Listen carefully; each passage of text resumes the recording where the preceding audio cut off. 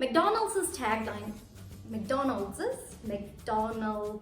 yes, I think it's McDonald's. McDonald's just sounds weird in my head. Welcome back to my channel, guys. For those of you who are new, I'm the Marketing Nomad, and I usually talk about content marketing, social media, marketing, and brand management. I usually upload YouTube videos every Tuesdays and Fridays. However, I do have marketing tips for you every single weekday on my Instagram page. Now, as many of you know, for the month of March, we're going to be talking a lot about branding. So by the end of today's video, you're going to know 10 mistakes to completely avoid when it comes to branding your business.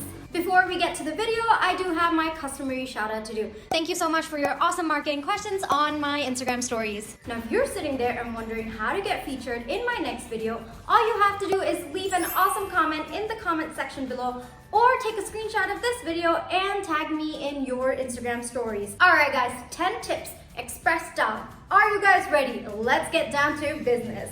Alright guys, so the first one that I do have for you is stop copying your competition. Now I know that it is so easy to kind of get carried away, especially when you know something's working for their brand. Now here's the thing, when your consumers actually take a look at your branding and kind of figure out that you're copying someone else, it's actually a major put-off. So what you have to do is identify your own unique style when it comes to branding. It's okay to take a look at them once in a while, try to analyze what they're doing, but make sure that you are putting your own branding out there, your own unique story out there. Now, a great way to combat this is to kind of find out areas that your competition is lacking and use those points as your unique selling point. Now, this point leads me right to my next point, and that is don't limit your creativity. Now, especially when you're trying to copy something that's working for another business, you are actually going to be limiting your own creativity. It's your own unique brand, your own unique story that is going to attract your consumers to your brand. All the best branding strategies out there started out as experiments.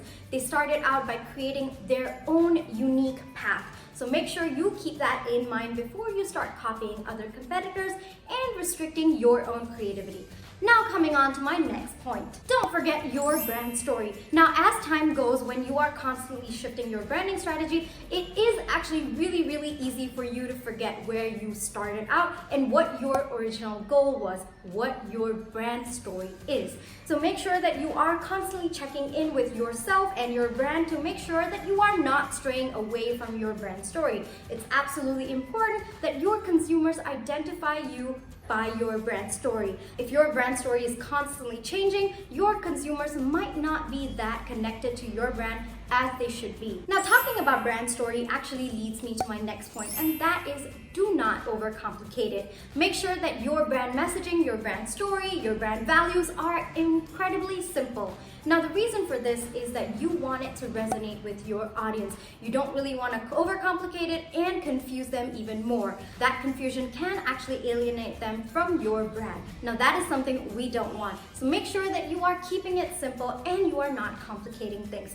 Now, just as a side note, even adding way too many primary colors into your branding, way too many secondary colors can actually hinder your brand as well. So that is another way where you could overcomplicate your branding. Now, keeping things simple leads me right to my next point, and that is how do you actually make sure that it is simple enough for your audience to understand? Now, to answer that question, let me take one of my favorite brands, McDonald's. McDonald's tagline,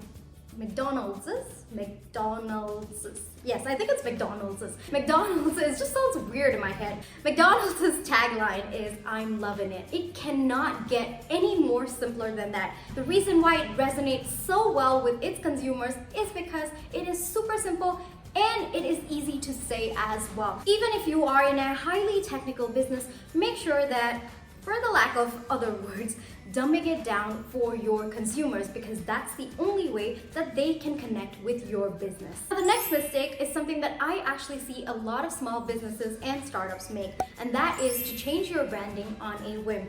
Now, if you guys have not taken a look at this video of mine, I do talk about how consumers need to take a look at your brand, your product, your service 7 to 10 times before making their decision on purchasing your product or your service.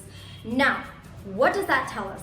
That tells us that if you keep changing your branding every other week or every other month, then your consumers are not going to see that consistency from you. They're going to lose interest. They're not going to be able to trust your brand, because how can you trust a brand that doesn't show consistency? And you are also resetting the timer in their head of how many times they've actually seen your brand. Even if they've taken a look at your brand about 10 times, in their head, it's probably only twice, because you've constantly kept changing your branding. So that's actually a huge mistake. Make sure that you are maintaining visual consistency. Make sure that you are not changing your branding constantly. It's okay to refresh every once in 5 years or once in 3 years, but changing it every month, changing it every week is going to hurt your brand. My next mistake is don't ignore your consumer's opinion. Now, even if you have branded yourself a certain way, but you realize that your consumers are not happy with the way you branded it, then make sure that you make the changes. In other words, don't get too cocky. Make sure that you are constantly keeping a check on your consumer's opinion and you are taking their opinion into account, especially when it comes to branding. Now, talking about consumers' opinion and about your branding, make sure that you are creating a brand that you can live up to. If you are maybe, say, dealing with basic products, don't brand yourself as a premium company.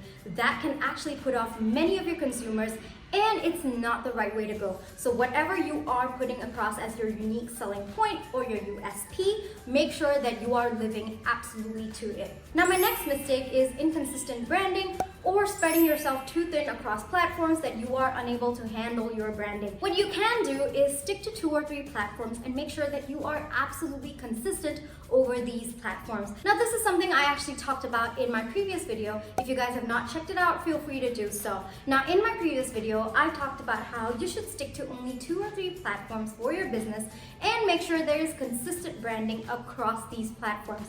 Spreading yourself too thin can actually lead to inconsistent branding, thus confusing your consumers, and that's something we don't want. Now, my last point is not accepting that you need outside help. At some point, you do need to accept that your in-house team may or may not be capable of handling your entire branding, or may not even have the expertise to help you with a more consistent branding, with a branding that aligns with your audience. So it's okay at that point to realize that you need extra help, either from a freelancer, from an agency, or even a branding consultant. Now, that actually brings me to the end of my video. If you guys like this video, feel free to give me a thumbs up and subscribe to my channel, because this is where all the fun marketing stuff happens. All right, guys, until my next video.